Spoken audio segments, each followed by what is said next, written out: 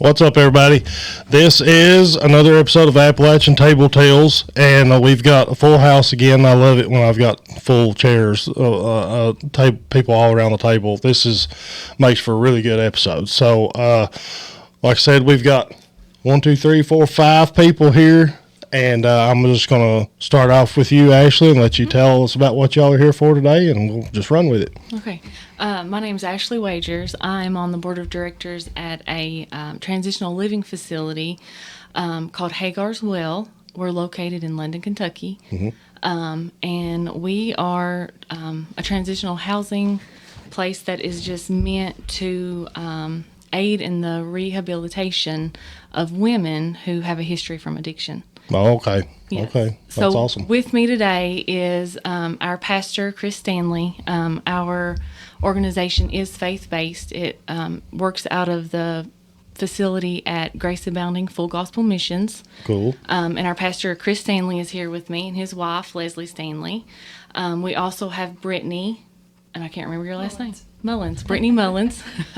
I know her as Brittany. Brittany is the girl to see at Hagars. She is the one she's our residential manager. Okay. So she is the support, the go-to person for all of our ladies there, whatever they need when they come. Okay. She's the one who does their intake, sets their goals in our program, all that stuff. She is the one that handles their day-to-day activities.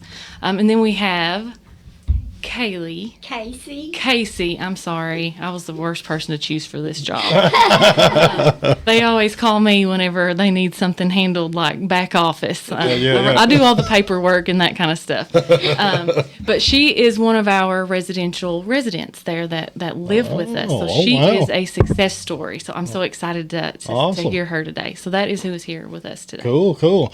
Now, I've got I just want to explain to everybody that I've got these cameras numbered here, so I don't get off kilter here with what camera I'm supposed to go with, stuff like that. There's so much that goes into this, and so much that you got to keep track of when you're doing this in real time. So if I screw up with the cameras or something like that, hey, that's just part of Appalachian Table Tales. I'm nothing special. I've been doing this for about a year now, and I'm still learning every day. So, back to it, though. This sounds like an awesome organization, and I can't wait to hear about it. So, when was it founded exactly? So, this has been kind of going on at our church for a long time, the idea of Hagars. But we were officially incorporated in 2022, so almost 2 years. Okay, that's awesome. Is how long we've been. And Chris probably will do a better job at telling us about Hagars. Yeah, tell us all about the history of our church and about how Hagars, the name, came about. Okay, yeah, that's interesting. Okay. Well, it's good to be here. I appreciate you having us. Thank you for being here, all of you. Podcast. What an awesome place. I love the atmosphere. Thank you. I appreciate it. Great. So, but Grace Abounding was founded and started out of a tent revival. Really, it was no intentions of starting a church or doing anything like that. So, I'm from an area in East Bernstead that's well known. It's called Ape Yard. Oh, yeah. So that's where I was raised at. Uh-huh. And so before the Lord saved me and I became a Christian, I had some knowledge about addiction. Had been in addiction when the Lord saved me, delivered me, set me free. So it's always been my heart to reach out to folks that I feel like that a lot of people are just wore out with them. Oh yeah. And so we went down in this community in Ape Yard. We had a tent revival. It was unbelievable. The story behind it, 33 people got saved in a week. Wow. I set up right beside a drug dealer's house.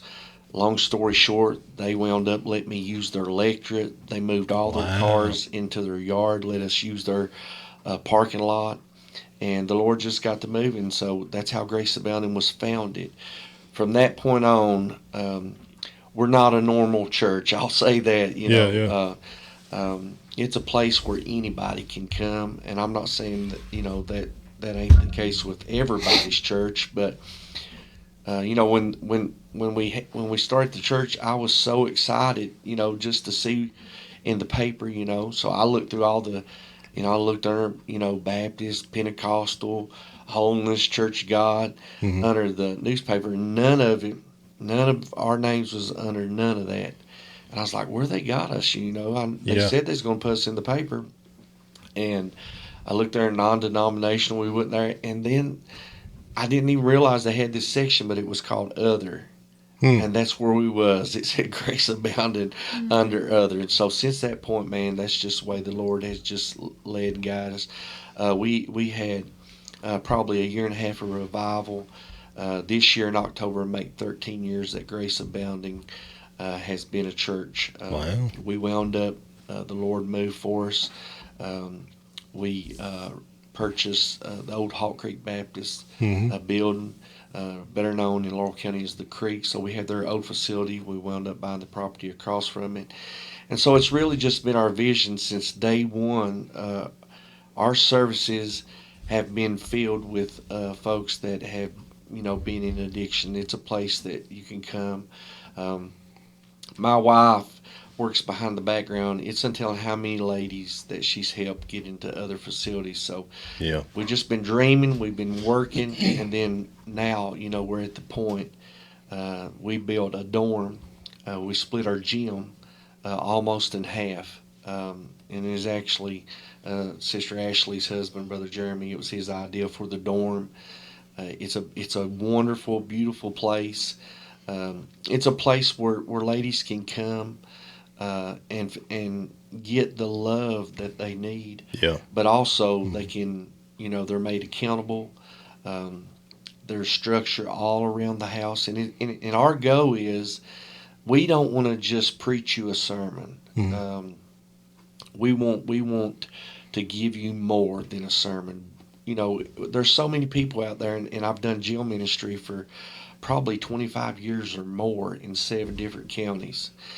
And here's the thing about it is you tell folks about, how the Lord can help them and how he can save them and set them free. But the moment that they get out, a lot of these ladies and men, they burnt bridges with their family. And I Yeah. understand that because me and my wife, we've had 2 daughters that have been in addiction. Between the both of them, they've overdosed 6 times.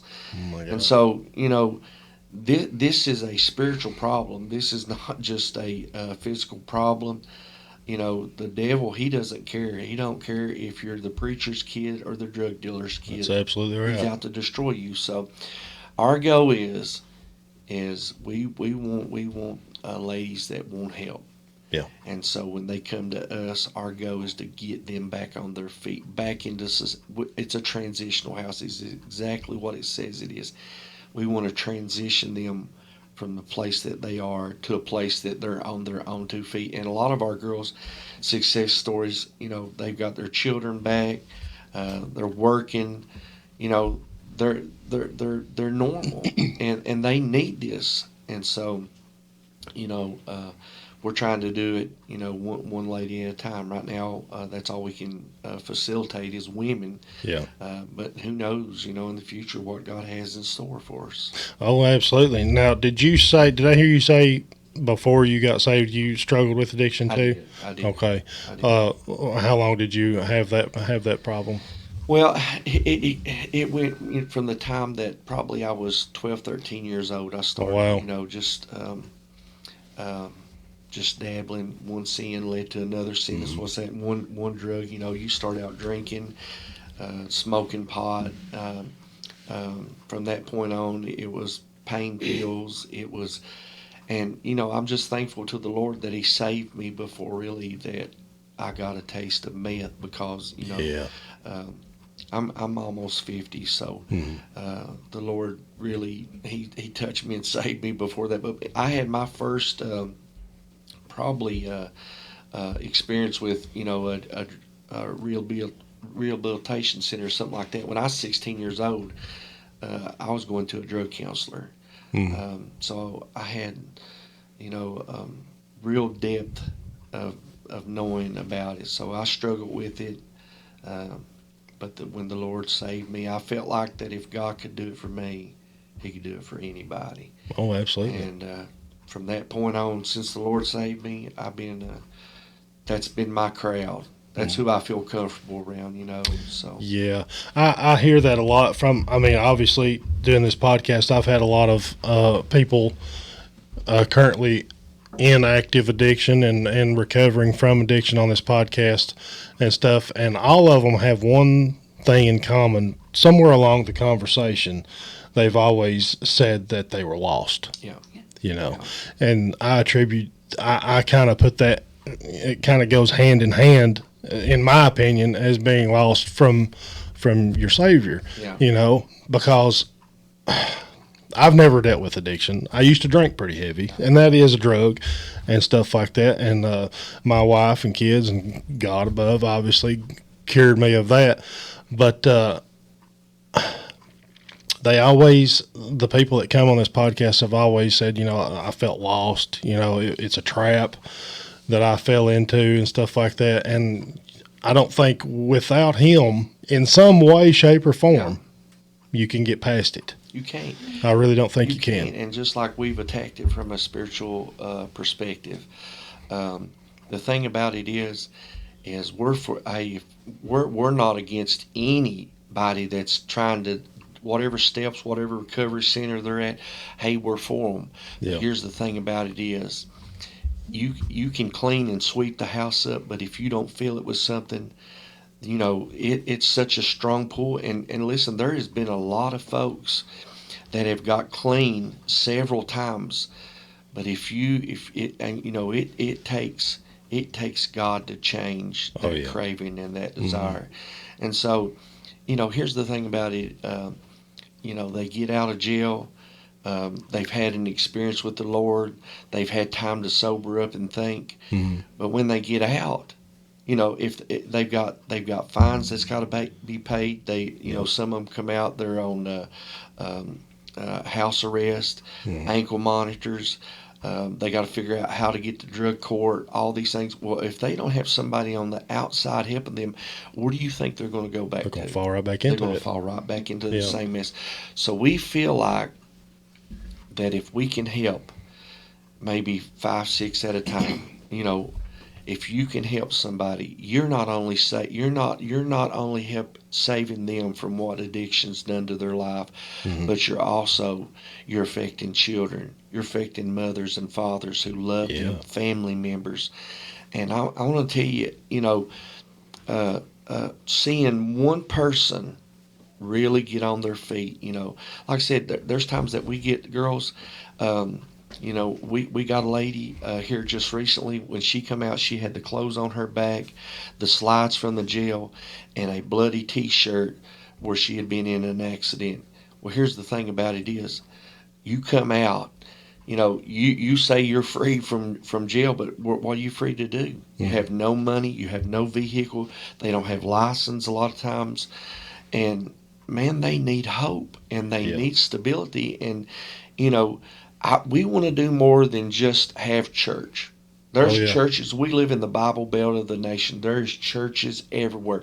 And so at Grace Abounding, our vision, and it wasn't just my vision, our whole church and the board there, we come together and said, listen, look at the church. It's the most underused property that around. If you have church on Sunday, you have it on Wednesday, Sunday school, you're talking about 5, 6 hours a week. Well, the rest of the time, that facility there's nothing going on there unless, you might have a Bible study or something like that.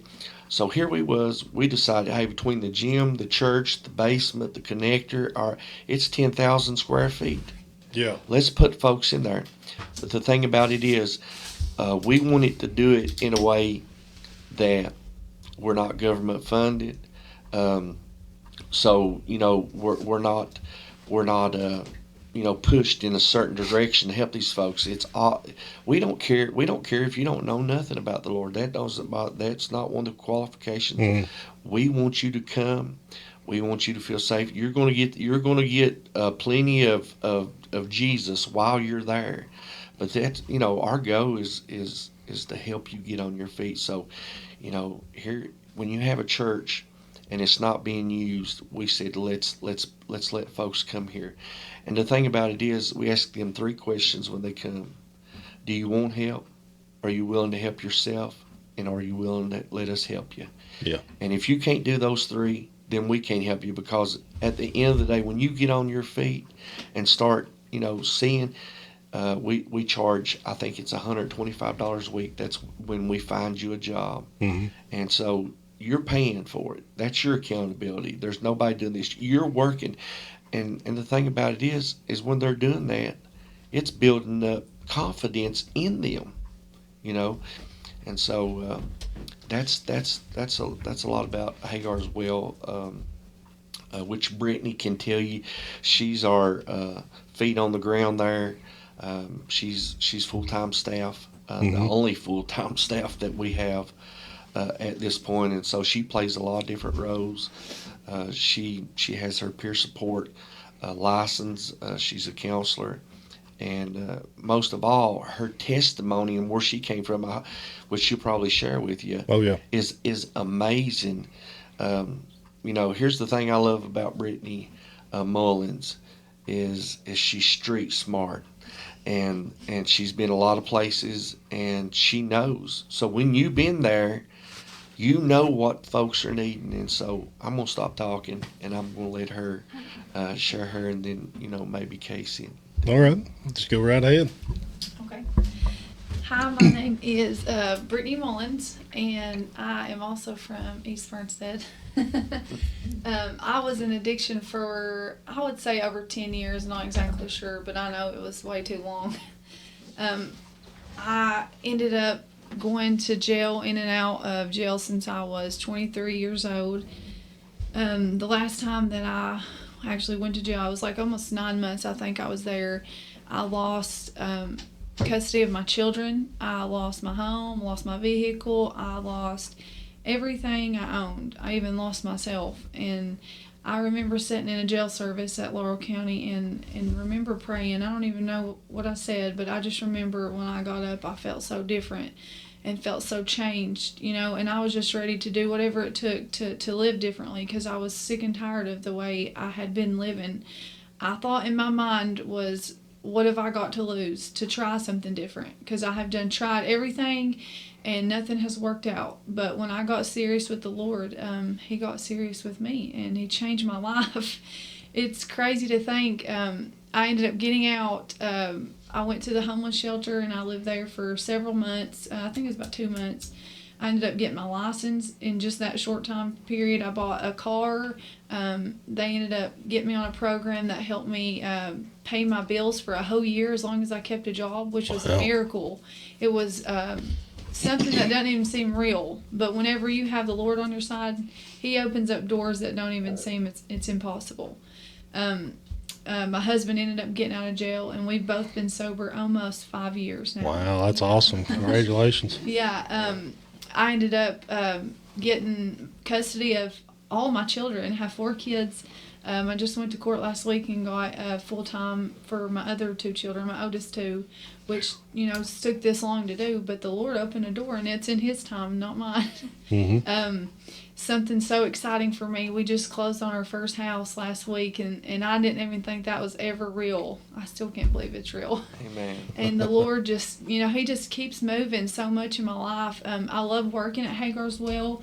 We have 2 ladies at the moment, and just going in there and just sharing my experiences and loving on them, because that's a lot of time, you know, when you're out in addiction, you feel so unloved and unwanted. But when you're at Hagars Well, or just anywhere around spiritual people that want to love you back to life, and that's something that I needed whenever, you know, I first got sober. We do employment services once they come there, help them find a job. I try to do that within the first couple of weeks that they're there. We'll get them signed up in IOP, which is like an outpatient rehab services, where they do classes 3 days a week and random drug testing. It's also DOC approved. Yeah. and we work with parole, probation, DCBS, try to work on getting children back to their mothers. And so that's definitely a big goal that we have, is to reunite children with their mom. Oh, that's great. Yeah, it's really great. I mean, I remember so much in my addiction, or, you know, when I first got sober, it was like, I just want to get my kids back. And in my mind, I thought it was going to be like me get out and get them straight back, you know. And Yeah. in my mind, that's what I thought, but that's not how it worked out. But I know it takes time, and when you're ready, it'll be perfect. You know, those kids will come back in perfect timing. We know how hard it is to get out, like Chris said, and just go back to normal routine. Whenever you go back to the same old thing, you never go anywhere. Mm-hmm. So when you get out and you have stability and people to help you, transportation is a big thing, and that's another thing we offer there, is helping them, you know, get back and forth to classes. They get, you know, rides from Artec sometimes whenever, you know, if they need to go to the doctor, if it's late in the evening or things like that, court dates, just all kinds of different things that we try our best to help them any way we can, and help them to, whenever they do leave there, they have a good support system, even coming back to us, you know, hey, I need your help. I need you to pray for me. Can I come to church? You know, like, it's just so great. I could probably go on and on, but I'm trying to find my mouse here. Hang on just a second. I'm trying to find my cursor. There it is. Okay. Yeah. I think it's really important to say that if anybody's out there listening and you're in active addiction, you really need to pay close attention to what this lady, all these people is going to be telling you, because if you're in active addiction and you're scared to death of what may come after the recovery aspect of it, you know, because I do realize that, you know, first and foremost, you got to get clean. Yeah. You got to get off of whatever it is you're addicted to. That's right. But there's a whole slew of problems that come after the fact. Mm-hmm. You know, that just like you said, they have no way of knowing how to come at them. I've had people on this podcast that didn't have a license. They didn't have a social security card. They didn't have health insurance, and they had no clue how to go about getting it. I've had people on this podcast come and tell me that they bought their first car at the age of 48, and it was a used, just, you know, to get from point A to point B. And they were so thankful and happy to be able to put a used set of tires on that car. You know, you got to look at it as a rebirth. You know, and I love what you said there a second ago. You got to let people love you back to life. Yeah. You know, and organizations like this that's what they're going to do. Mm-hmm. They're going to provide a way not only to help you get clean and stay clean, but provide a way for you to maintain that lifestyle after recovery. Mm-hmm. So if you're listening to this, don't be scared. They'll be scared with you, and they'll tackle each and every problem that comes at you in this whole process of getting clean and sober and being a success story, just like you, you know. And I just think that's really important to put a little bit of emphasis on, you know, because there's organizations out there that'll help you get clean, and then, hey, good luck. But this is the type of organization that will see you through to the end. Yeah, absolutely. That's awesome. I think that's really important to touch on right there. And we've attacked it. You know, we're coming from it from a ministry point of view. Yeah. There's no money involved in this, as far as, you know, the money that we take in is money that we use to pay Brittany. Mm-hmm.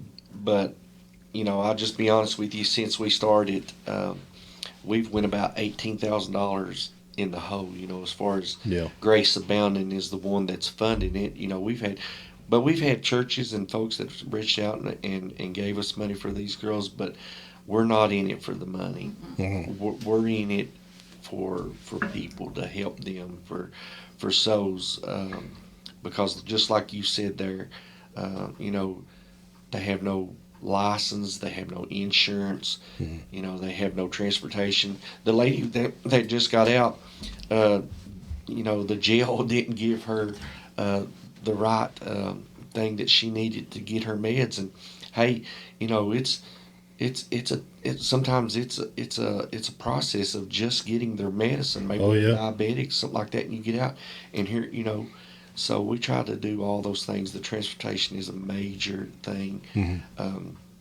But our facility, like I said, it's a beautiful place. There's nothing like coming. I landscape and mow, and I work for Walmart distribution center, so I work a lot. And I'll drop in the church, and I'll come in, and these ladies got worship music on, or there's somebody that's volunteered to have a cooking class with them, and things that we take for granted. Some of these girls have, hey, like they just want to know about cooking or something like this, Yeah, and yeah. and like I said, everybody makes mistakes. Well, and, yeah. and I know what it's like to get discouraged with what addiction's doing, but at the end of the day, these are people that need love and they need the Lord, and it's amazing what God can do, and Oh, yeah. It so, is.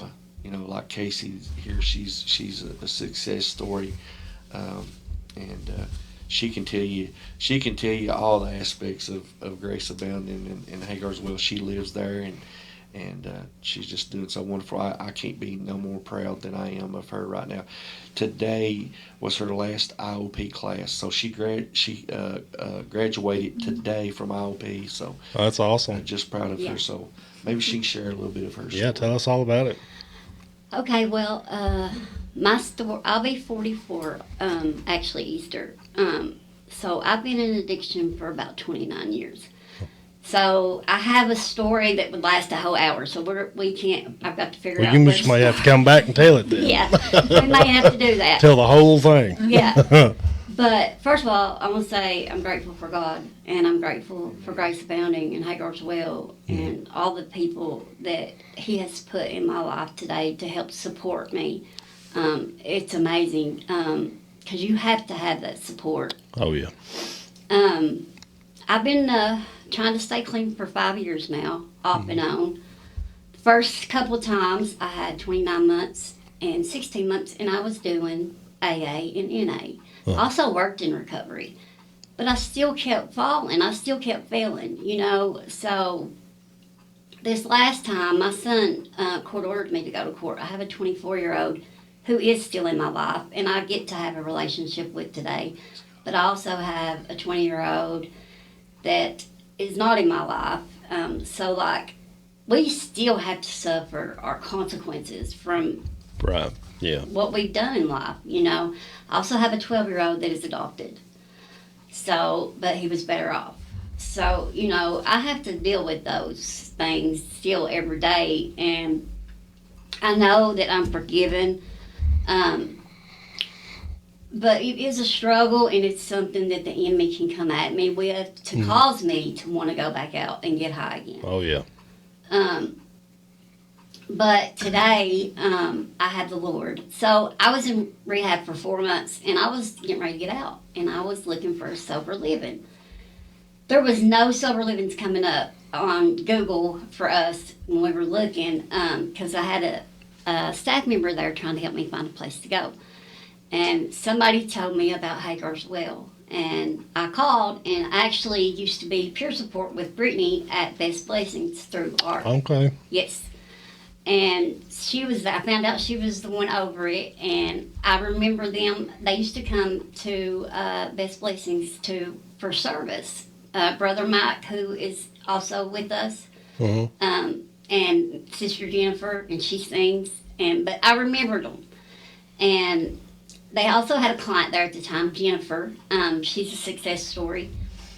She was actually my client through when I was peer support. So it was like a sign for me. And when I found out it was faith-based, it was even that much bigger a sign for me. I knew that that's what I needed. Yeah. I need God in my life to be able to stay clean today. AA and NA and the steps, they help, but until you do the right thing and you turn it over to God and give Him everything and live for today and not the past, not tomorrow, but live for today and just trust in Him, you're not going to be able to stay clean. Yeah. You're always going to fall. And that enemy's going to stay on your back, and he's going to make sure you fall. So I agree with that. So for me, coming to Hagar's Well, that's been the most important thing for me, is to get a relationship with the Lord. I was raised in church, but like my mom's in addiction. I lost my dad. My brother's in addiction. Like I said, I only have my 24-year-old son who supports me. He has a great job. He graduated college. Like, he broke the generational curse. But that's all I need. You know, I've got him that loves me, but I've got God, number one, who loves me. And, Oh, yeah. And lets me know every day that I'm worthy and that I can do this. Oh, yeah. Hold on. Take your time. You hand her some tissues right there. It's okay. I got this. There's some tears been shed at this table before. Don't worry about that. But yeah, I may have to come get my testimony one day because I've been through a lot. Well, I'd love to have you. I've actually You lived. just let me know and we'll do it. Okay. Well, I'll have 8 months clean this time, the 1st, April the 1st. I'll have 8 months clean. That's awesome. And it's only through the grace of God. And like I said, like until I came to Hagar's Well, I thought I knew the Bible and I thought I knew the Lord. No, I actually can read my Bible and understand it today. And, Yeah. you know, and just feel that spirit when I'm reading. You know, I know that the Lord's with me and He's got me. Oh, yeah. There is a big difference in reading the Bible and understanding the Bible. Yes. I didn't realize that for a long time, for many, many years, you know, but it's not so much as just reading the Bible, but studying the Bible, Yes. you know, and I've had, like I said before, a lot of people on this podcast that has suffered from addiction and stuff like that. And every single one of them, and I've said this before, has always given credit to God. Every time. And I've also said that the people that's come on this podcast and talked is some of the most driven people that I've ever met in my life. They really are. Once they get a taste of that success in recovery, Absolutely. and once they get a taste of the rebirth process of becoming the success story that they are, man, it's hard to stop them people. Yes. It really is. They are some of the most motivated and just fiery people that I've ever met in my life. They really are. There is no stopping them. There really isn't. Yeah. So, congratulations to you on 8 months sober. That's amazing. Thank you. That's just amazing. Yes, It's really thank good. you. And so, like, for me, and just like probably everybody else, like, drugs fill that void that we have. We have this void, and drugs fill that void. So, when you get the Lord in your heart, He fills that void.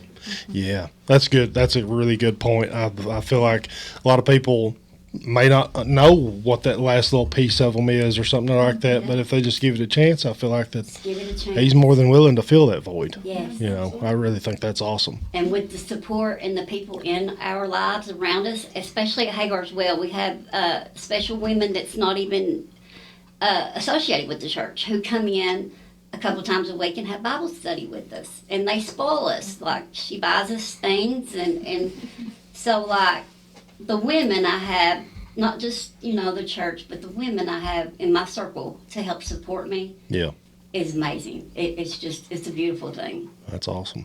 That's really good. I think it's important to mention, as you're talking, about that human connection that we need. You know, a lot of these people coming from addiction, you know, they have connections, but they are not supportive connections. Right. Yes. You know, and when you're trying to, you know, turn your life around, if you go back to those same connections, then you're going to fall right back into the same habits, the same, that same atmosphere is going to create the same you that you were before. But if you can come to a place like Hagar's Well, and I think that is the goal, is that we become those connections for you, those good connections, those new supports, that when you're having a bad day, because you're going to have bad days. Yes. Oh, absolutely. You're going to have bad days, you know, no matter how long you've been out of addiction, there's Yes. going to be those bad days. But if you've got a family that supports you and can say, hey, no, this is just a bad day, you know, keep Yeah. your head up, Oh, yeah. you know, pray about it, you know, and just give those affirmations and that encouragement.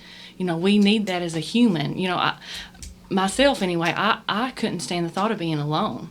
And you know, a lot of people from addiction, that's how they feel, is that they're alone, you know. And you know, you go back to your friends, that's the only friends you've known. You need new friends. You need good, supportive friends with a passion for Christ. And that's Amen. what we are at Hagar's Well. Oh, absolutely. Amen.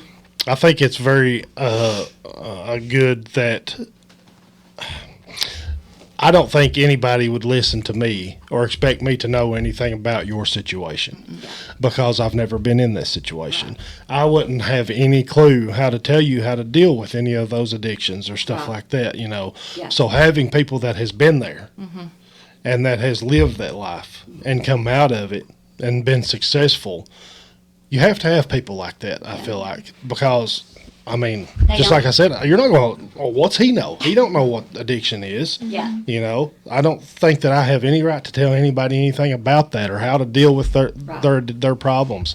So having people like you all that has been there and done that, I think you got to have that. Yeah. Well, it's just like you know, the word sympathy comes from the word empathy, Oh yeah. and it means putting yourself in somebody else's shoes. Okay.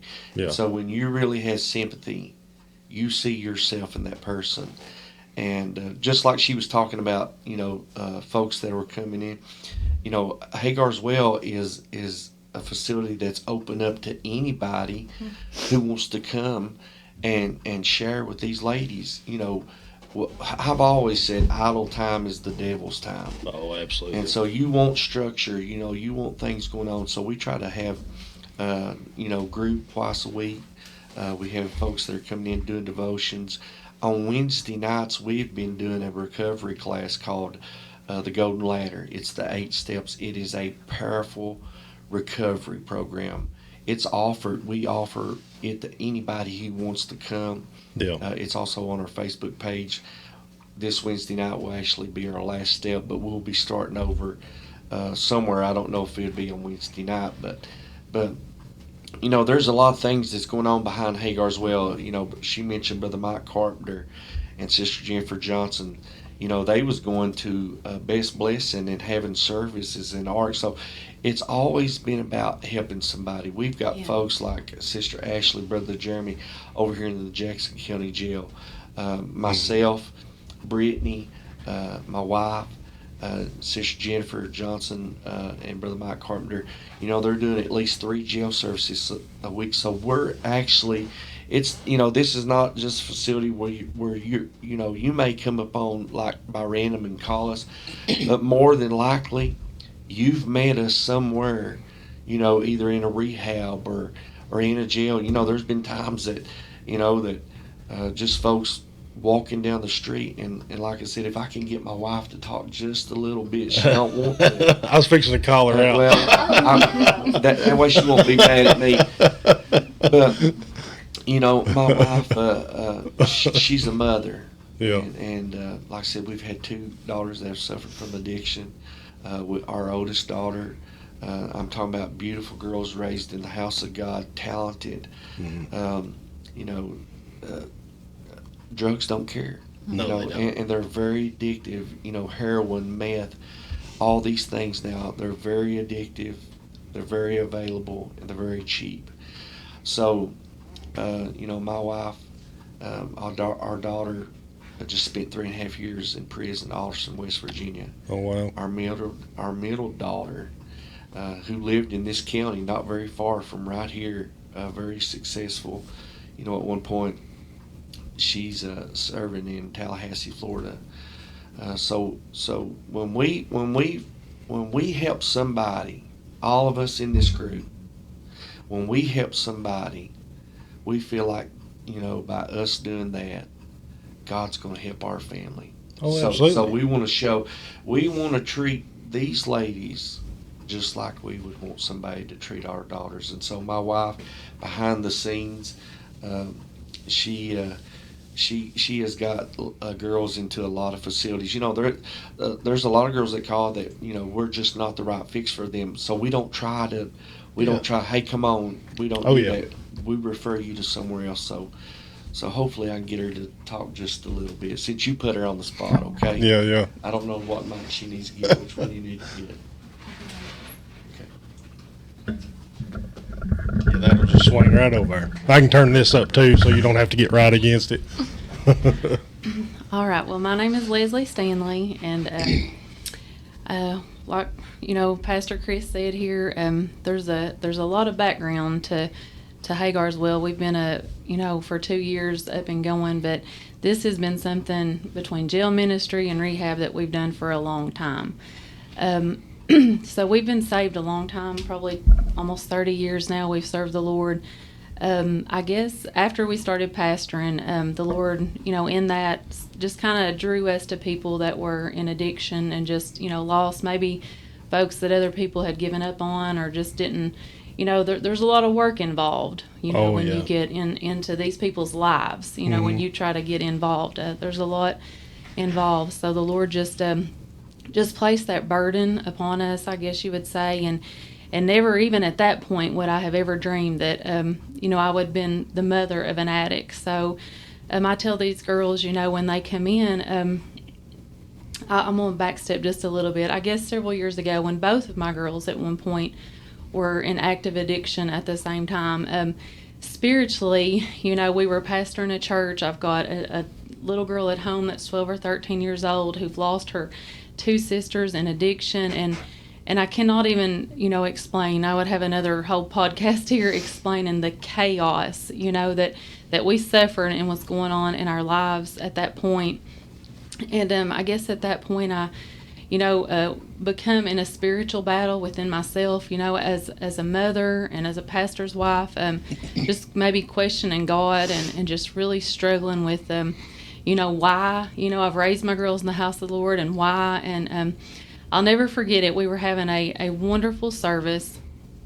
And, between both of my girls being in and out of jail, I guess my oldest daughter has probably gotten more people to our church than any member that we've ever had. She bring them in off the streets and so our lives become involved with all these, people that were in addiction and girls calling me from jail just wanting to get into rehab. And so just years I spent, doing that and still, but, in that point, like I said, my girls, just the hurt and the pain, and like you said, the motivation, behind the addict, motivation as a mother to help these girls that are in jail. Man, my heart wanted to see them with their babies and wanted to see them with their husbands and with their mom and dads. And so I went through a little spiritual battle in myself, I guess, just questioning the Lord and just struggling within myself. But one day we were having a really good service, and our church, would be filled with people from jail or rehab or sober livings.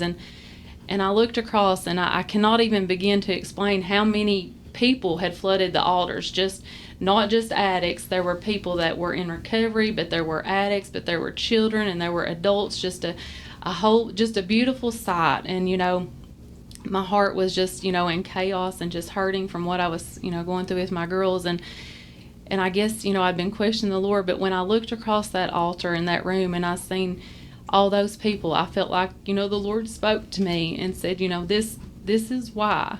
Because when these girls to come to Hagar's Well, I can feel their pain. I feel their pain as their mother, but yet I was raising my grandson, so I know what their children are going through.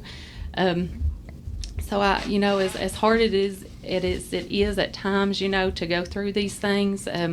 I feel like the Lord just, I can hurt when they hurt, and I see what they're going through, and that's my drive and my motivation, because I want to see them recover, because I know, I feel like the biggest thing, and when I look at my girls, and especially my middle daughter right now that's in jail, the devil stole her identity. She has no idea who she is in Christ, and I know. And I see that, but she has no idea. So I think when these girls come in, they have no idea who they really are. It's been so long since maybe they've been that real mother, or maybe they've never even been, but we help them.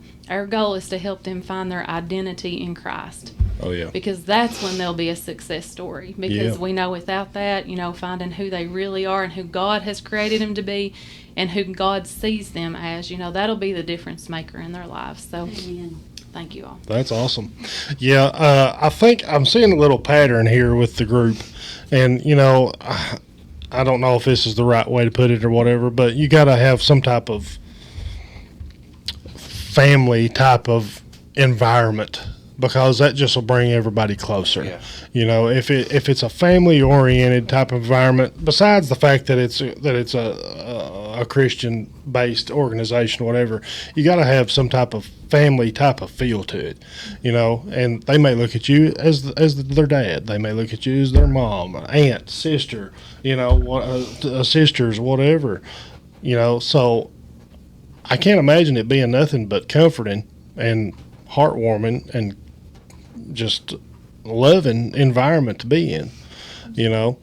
I think you've really done a good job with this and got every aspect covered, seems like, in this type of organization. It's really good stuff.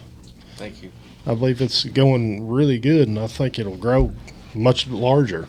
Yeah, and we have open beds. So if anybody's really? listening, we do have open beds. Now, what's the best way to get in contact with y'all? You can call Brittany.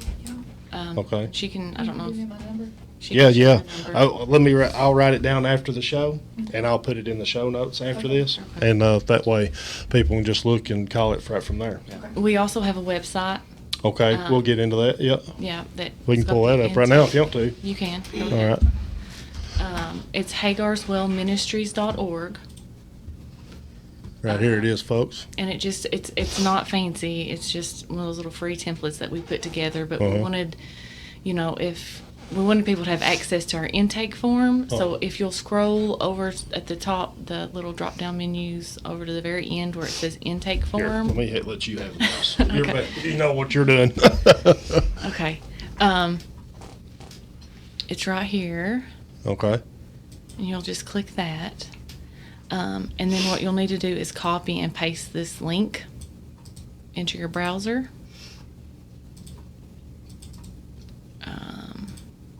And hit enter. Okay, Oh, so that's there what it it is. looks like. We just take some basic information about you. And this needs to be filled out for whoever wants to come. And we do ask that you let us know your substance use history. And I do want to point out that we are not a rehab. Okay. So if you can't pass a clean drug test, then it's not that we just turn you away. Right. But we'll need to find a facility that can treat you properly and get you clean. And so Okay. as soon as you get And I that have some detox- contacts too to send them to there before they go to you all. Yes, awesome. Yeah. So if you don't know where to go, please call us, and we will get you into a detox center. But we are more transitional in the fact that we are the place after you get clean. Yeah. When you don't know where to go after you get released from jail or after you get released from rehab, we are your home. We can be your home. Absolutely. Until you can get on your feet, get your GED, get your license, get a car, save money for that first down payment on an apartment. It is so hard. One of our biggest obstacles with ladies is finding them an apartment. Oh, yeah. Or someone that will let them rent because of their history. So I've talked to people that had full intention of getting clean or going to a sober living facility, but they didn't just because of the after effect, just because of what was to come after that. They use that as a crutch or an excuse to just keep on using, because they don't want to have to face what comes after that. yeah. So that is what makes this that much more important, I feel like. Yeah, I think it would be good to say right here too that we don't have a timeline on this, that you can stay at Hagars Well for up to 2 years if that's what wow. it takes you to I get think on that's the your longest feet. I've ever heard Yeah, of. it Yes. is. Wow. Kind of the history of what caused us to form our program in the way that we do. Yeah. Is Jennifer Ruth. She's one of our testimonies. And this it's on our website is her little testimony there. But she had been living at Best Blessings for a while, and it had come to that point where it was time for her to find somewhere else. But she still wasn't ready. Wasn't ready to go back to where she'd come from. Yeah. She didn't. She knew she wasn't strong enough that if she went back, and if you're listening and you know you're not strong enough to go back, please call us. Oh yeah, absolutely. Or if you have someone in your family that you may feel like you've gone as far as you can go, please call us. You know, if you're clean and you're just needing a family, and you're needing a family to support you, that's what we are. Now, do you want to give your number out on right now in case people forget to read the show notes or something like that? Let's see, what do we have here? Any contact information that you want to give, like on the recording, in case some people forget to? Sometimes people forget. Yeah, they can call me at 606-312-1329. And they can text me, leave a message, whatever. All right. And you can also, on that website, we also have a contact thing that you can put your information in here and we'll get back with you. Yeah. So if you don't have a phone number, but you have access to internet and you have an email, you can contact us right through our website. That's awesome. And we do charge, but we don't require like a deposit to be accepted. Yeah. We charge after you get your job. Okay, that's good. Yeah. After you get your job and you have so long, based on, we have 5 phases that when you come, we'll determine which phase that you're in. Yeah. And I mean, that long story short, when you get to a certain phase, you're required to have a job. And when you get that job, that's when you'll start paying to stay there. Because we don't want to support, we want to give you the ability to live on your own. Like, we don't want you to live that's part with us of living forever. on your own, paying bills. That goes hand in hand with it. So that's understandable. It just gets you ready for the real world. Absolutely. And it's just like, our Brother Mike, he's been teaching on Sunday school. If you came into our church on Sunday morning and had Sunday school class with us the last several weeks, it's been about finances and what the Word of God says about it. And the reason that it is, hey, the Bible has something about, to say about paying our bills and how to handle money. Yeah. And so, that's one of the things that we want to do. Yeah. We want to make them accountable. And they need to be accountable. Everybody needs to be accountable. Because when they get in the real world, they're going to have a rent, water bill, electric bill, all those things. And so, like I said, we just had one lady that she stayed 6 months with us. And Marie, she just got married. They got a home. I mean, it's a beautiful story. And I wish she could have been here today. Yeah. Well, maybe there's plenty of opportunities. We got Casey here with us. Oh, yeah. So like you said, so I know us as addicts, most of us, I'm one of the lucky ones, and when I left home, I was on my own and had to pay my own bills, so I learned to appreciate $1, Oh, yeah. if you would, early on. Most people in addiction don't have to pay bills. They don't know how to pay bills, They don't know how to budget. They don't know how to not sell their food stamps, and so responsibility is a big thing that Hagars will teaches you there. Yeah, I was fixing to say that very thing. That's an awesome point. There's from the people that I've talked to and everything, that they don't have any real experience with having any responsibility of anything other than, sad to say, getting that next fix or whatever, So they don't have any type of knowledge about saving money or how to do it, or checking account, how to fill out a check even. I mean, that's the truth, and it may be something as simple as teaching somebody how to write a check, so requiring somebody to pay what was $100 and some dollars, $125 for some place to stay around a group of folks like this is very worth it. Amen to that. Oh yes. And you're talking about, we're taking you back and forth to work or either. If you come to Hagars Well with nothing but that you got on that day, you're going to have groceries. It's a beautiful dorm. It's a humongous kitchen. The shower, I wish I had the shower room at my house. I mean, it's 4 showers. We have a nice laundry room, and like I said, we've had folks that have gave to us. I don't want you to think that we're doing this all to ourselves. Just like Samco Rental, Sam Vernon and them, they have donated. I don't know how much laundry detergent, soap, things like that. So, you know what I'm saying? We will take anything. Yeah. Except don't bring us a bunch of clothes, you know, to some point. And in regards to that, on our website, we do have a ways to give. So if you're listening and you don't live here, but you like what we're doing and you want to support what we're doing, you can get right on our website, and there's a link where you can go and submit a donation. Awesome. I was fixing to ask that. Now, like for like physical things, can you just bring them to the place, like Yeah. detergent and Yeah. such Or things? I can Yeah. meet you out and get them. Okay. Brittany can meet you. You know, it's amazing. You know, like I said, like there's things like soap, shampoo, things that you know that we need, that we use a lot of, paper plates, paper cups. You know, but like I said, it's a beautiful facility. It's a place that you know, that you're not just trapped in a room somewhere. Yeah. But you know, we have a humongous deck on the back. It's just it's a wonderful. Sounds like a nice wonderful place. atmosphere. Sounds like a real nice place. And well, you can see some of the pictures. Yeah. And the dorms are You just tell me when to pull that up. the bunk beds in the dorm are full size. So Oh, really? yeah, Okay. they're really comfortable and really nice.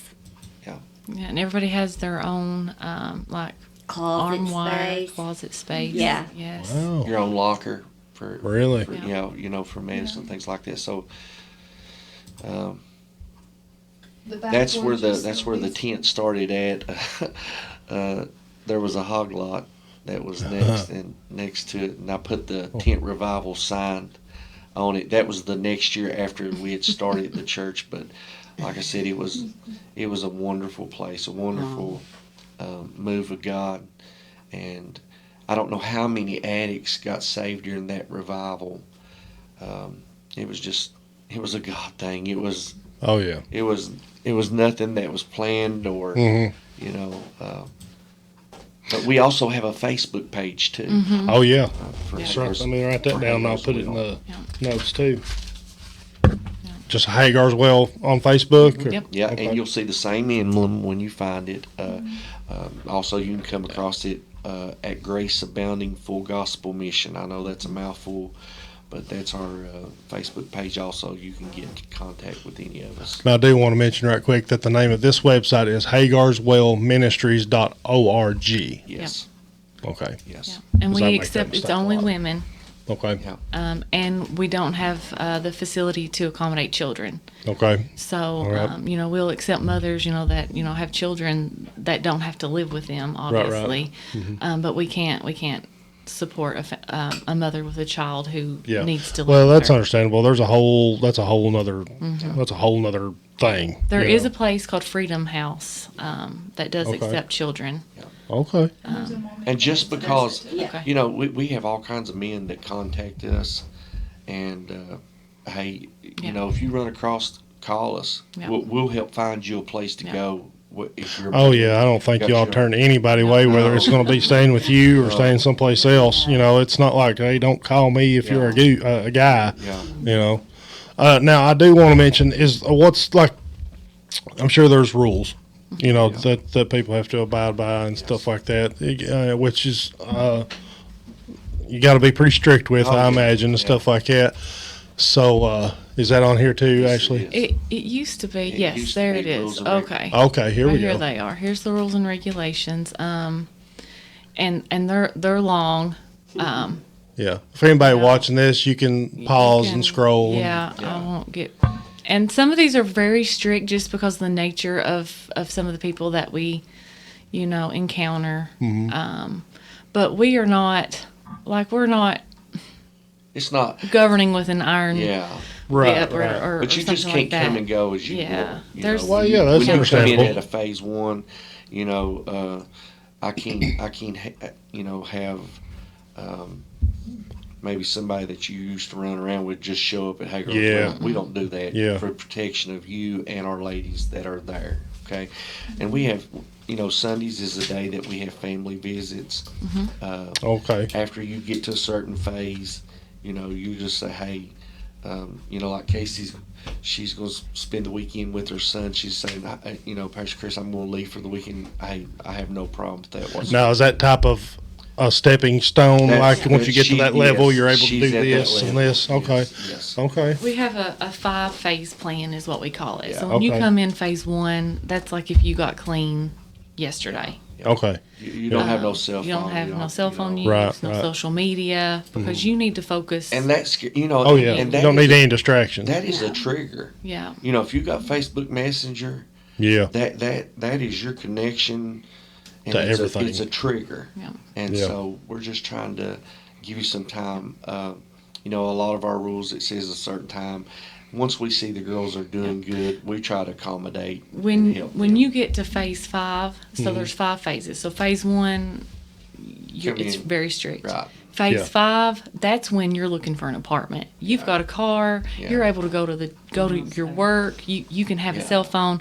Like phase 1 and phase 5 look very different. Yeah. We do ask that when people are in the dorm together, they don't have cell phones with people that's in phase 1, Oh, yeah. obviously. Yeah. But you can have a cell phone and take it to your job, and you're very independent by the time you get to phase 5. Okay. And we have a landline at the church that is used, to call your children, your mom, whoever, and Yeah. So you're not completely cut no, off. no, they No. can come to church, supervised visits on phase 1, and it's like I said, most of the people that want help, they love Yeah. how we Yeah. do things. That's awesome. It's really good stuff that y'all are doing. I would imagine that you would be, Casey, be willing to talk to anybody and everybody that's interested and tell them, hey, this is what happens and this step and Yeah. all this. So if anybody's interested in a firsthand account of it from a resident's perspective, I'm sure that you could tell them it may have sucked in the beginning, but it gets better and better Yeah, and better, well, It still didn't suck to me in the beginning, but I am different than most. Yeah. My name's Casey Riley, Kacee, and just holler at me on Facebook if you want to. I Yeah. remember when I met Brittany, and she was telling me about her story. I never will forget when she talked about the homeless shelter. She said, they told me what to do, and I wanted them to tell me what to do. Yeah. Because Oh, everything yeah. that I had done before was not working. I big. needed someone to tell me what to do. Mm-hmm. So, just if you're ready for someone to tell you what to do, Yeah. That's awesome. That's a very Yeah. good way of putting it. Yeah, Yeah. it really is because, some of us have to be told. Mm-hmm. We need that structure. We crave that structure to be able to change our ways. That's really very amazing that you can say that because it's true. I work in the prison system, and those guys want to be, for the most part, not every one of them, but for the most part, want to be told what to do because for their whole life they've never had any structure. They've never had anybody set any type of boundaries for them and stuff like that. So a lot of times that's what they need in order Yeah. to possibly get out of the system one day. So. I like to think about rules and regulations as boundaries. Yes. Yeah. We're just setting some That's all boundaries they are up for success. Yeah. Yeah. It's just like Brittany, when I first met her, I met her in the jail, and if there was a definition of drive to do better, Yeah. it was Brittany. Brittany didn't have a Hagar's well. She didn't have that. She went to a homeless shelter. She got her job. She put her nose to the grind, man, and she prayed. She prayed and worked her way to where she is right now. Like I said, her and her husband are, they just bought a beautiful home, and him and her both are just amazing people, and they are. I knew where they was, and I knew how much that God helped them. They brought out, Yeah. And here's the thing about it is, and you probably heard this scripture quoted. A lot of old timers, quoted around here. The Bible says, "Work out your own salvation with fear and trembling," and we usually do that, to justify or something or like that. But the thing about it is, there's some work involved in your salvation. That's right. Oh yeah. And if Yeah, they are. if you're willing to help yourself, God will bankrupt heaven to Yeah. help you. But he's not, he's not just going to pull you out and and hey, there you go, and you do nothing else. You got to work at this, and folks that have been in addiction, they understand these things. So, like I said, the best thing that I can say about Hagar's Well, and if Brittany can pull, or can you, Ashley, whatever your name is, if you can pull up the picture of our church service, Oh, Lord. and this says, This one? no, it was the church service, wherever, I didn't even know it was on there. I need to look at this stuff. Oh, yeah, that's the kitchen.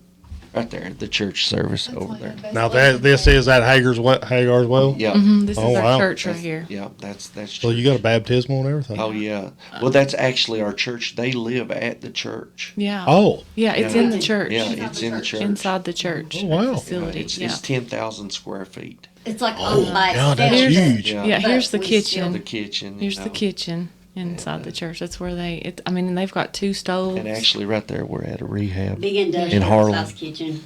I Wow. need to put some new pictures on Yeah, here. I thought it was nice, but it's like a lot nicer than I even thought it was. Oh yeah. Hey, the It laundry looks like a room, Amy, restaurant.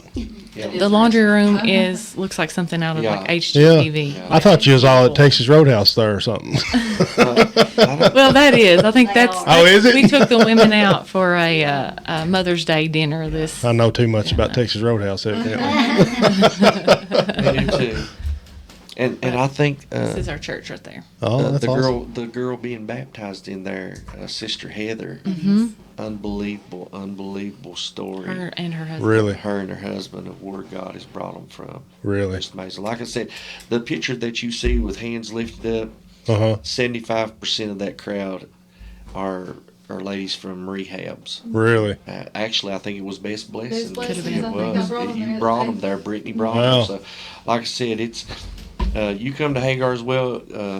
You can shake hands with a preacher and sit beside 7 drug dealers That's all on the same day. And they might be That's the good. same person. It might be the same Hey, person. it's possible. I've seen it. But it's like I said, it's a place that anybody can come. Yeah, I'm gonna pay some bills here for a second, folks, and play a couple commercials. And I've got something that I wanna tell everybody that happened in this house today.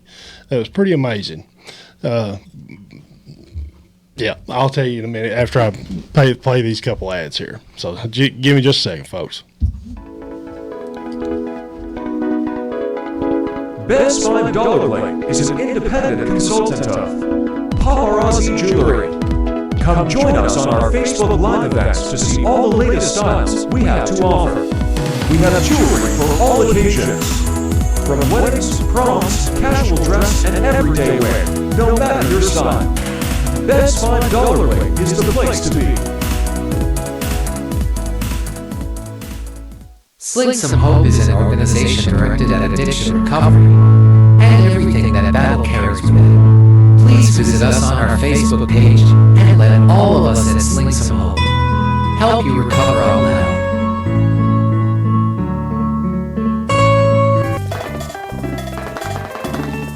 Introducing Dee's Grilled Salsa.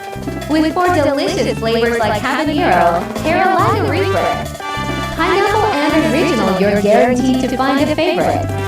Follow us on Facebook at Dee's Grilled Salsa to order.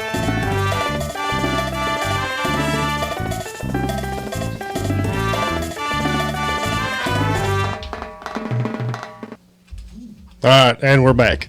I want to put some emphasis on something right here. Now, this is not a rehab place like you mentioned. It's kind of a rebuild. Transitional living facility. Transitional living facility. Now, you can have church anywhere.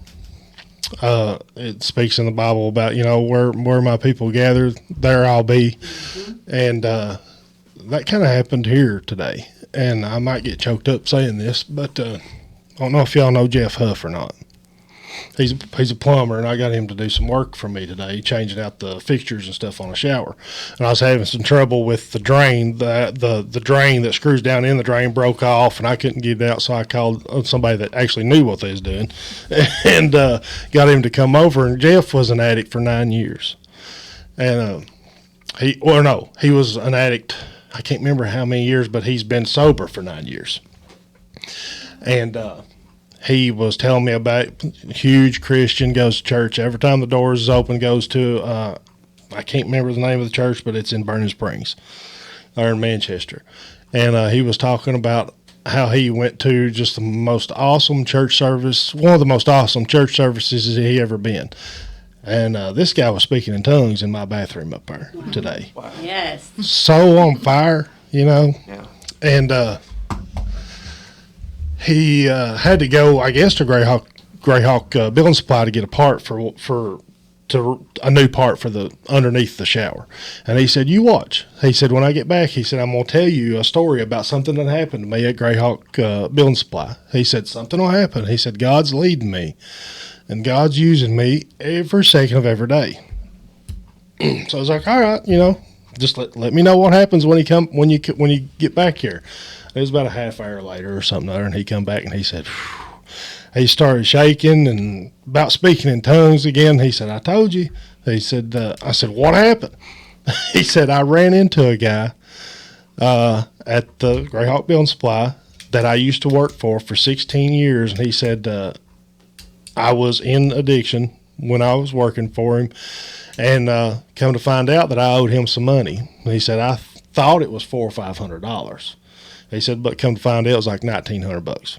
And I never paid the guy because I was bad off in a bad way and just didn't think about it." He said, "I'm going to the bank today if I have to pay that man." And he said that the guy actually had shunned him, you know, way back when because of this. Yeah. And the other guy was a Christian feller too. And he said before he left, he told him that whatever he had to do, if he had to go to the bank to get a loan, he was paying him today. And he said that man hugged his neck and told him he loved him and forgave him. That's great. That's great. That was just what we talked about on our 7th step. I thought that was something. That's amazing. That's a God thing. Yeah. Oh yeah. And I don't know if he knew. I don't know. I don't think he really knew how much that touched me, but it did. oh yeah, that's amazing. Oh, that's amazing. And that's what, you know, that's how the Lord does. He'll put you in situations. Oh yeah, he said he can't turn around without God doing something. Yeah. You know, it was funny how the way he told me the story. I probably didn't tell it exactly. Well, I know I didn't tell it exactly how he told it, but he said, "Man, every time I turn around, God's showing me His power." Yeah. You know, and he said the greatest thing that he ever done for him was bringing him out of addiction. Right. Yeah. He said he'd been clean for 9 years. He's successful, stays busy all the time doing plumbing. You know, and he actually had a guy working for him. He was here, I don't know, maybe a month or two ago doing something else for me. And he had a guy working for him. I think he said that he was an addict or had been addicted for, I want to say 17 years. Really bad. Everybody in his family was an addict and stuff like that. And he was trying to get on his feet and started my woodworking shop, you know, make things out of wood and stuff like that. And he said, "It's hard, you know, blah, blah, blah, and it's hard to get all this going. And, you know, I'm working every day and making money and trying to build stuff here and build stuff there and buy tools and stuff. And I happen to have a biscuit joiner out in my wood shop that I had never used. I bought one. They sent me 2 of them. And I called them. I was like, "Hey, y'all sent me 2 of them." They was like, "Don't. Just keep it," you know. So I kept it. I didn't keep it, you know, and try to rob these people. It was the company just told me to keep it. So I gave that to him, you know. And he, I reckon, has started his woodworking now. You know, not because of me or giving him that biscuit joiner or whatever, but he was very thankful for that. And it was just kind of a little bit more incentive to keep going and stuff like that, and extra motivation for him to keep going and not give up, because he was dealing with some stuff. Right. You know, he wasn't using or anything like that, but he was going through what I would imagine anybody goes through in that type of situation. You know, they're being pulled every which way So anytime you can give somebody like that a little bit of kick, a little bit of nudge or motivation, stuff like that, it really meant a lot to him. And I think Jeff told me today that he went off and got another job. That's great. So That's it's amazing. It's really amazing stuff. I'll tell you how we got the name of Hagar's Well. Brother Mike Carpenter, our assistant pastor, and he does a lot of outreach and jail ministry. But he was preaching one night out of the book of Genesis about Hagar and about how that she was cast out. Well, he was preaching about that well, and in his message, he said, I wonder who dug that well for Hagar out there in the wilderness. Oh, yeah. And he said, so God knew that she was going to be cast out and be out there and need something. And he said, and so he felt like that God put it on somebody's heart to dig a well for Hagar. And the moment he done it, I was like, that's it, Yeah. Hagar's Well. That's what we're going to call it, And so we just want to be that well that somebody was never even thinking about, but when they got there, they'll realize that God had moved on people's heart Yeah. to dig them a well. Well, yeah. So maybe That's about as better way to put it as you can. Yeah. So that's awesome. That's it, man. Actually, if you ain't doing anything Wednesday, I've got a podcast. You can come control this for me because it's pretty nice not having to worry about that. Because I am not good on computers. As much technology as there is in here, I'm not good on it. But yeah, But that's awesome. we really appreciate you having us on. Yes, we do. Well, yeah, this has been an honor to have Listen. you all, and I'm very thrilled to have y'all in here. So glad to get to meet you. And this place is awesome. Love it. I appreciate it. I've put a lot of hard work into it, and it wouldn't be possible without all the sponsors and help that I've got through the podcast and stuff. It's just amazing. Yeah, I'm buying me a hat before I leave here today. Oh, I got some right over there. I think I got a camo one over there. Yeah. I think I got some there. I think all those are bought except for one, but I got some up there. You can buy one. You're more than welcome to. I appreciate it. Yeah. Yeah, thank you all again for coming. It's been a blast.